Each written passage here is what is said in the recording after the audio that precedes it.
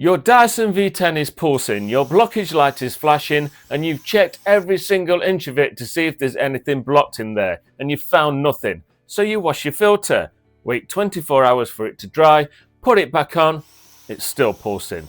This is so frustrating when you're doing everything correct, but I see it every single day. This filter here looks perfectly clean. My customer has been cleaning it regularly for over 5 years, but just look at this.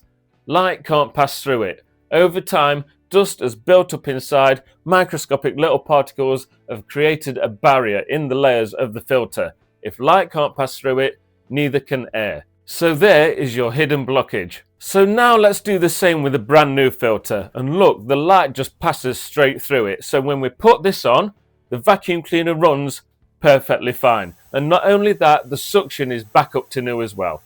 So go and try this with your filter. If it fails the test, then it's time to replace it. They should be replaced every 12 to 18 months. I've put a link on the description and in the comments to the filters if you wanted to buy a new one. If you're watching this and you've already fitted a new filter and in no time at all your Dyson is still misbehaving, please see my next video here, which will show you how to cure it once and for all. Basically, you have a deeper blockage inside the cyclone. It should never happen, but it does. Please don't forget to subscribe to my channel by clicking on my face and give me a thank you in the comments if this video has helped.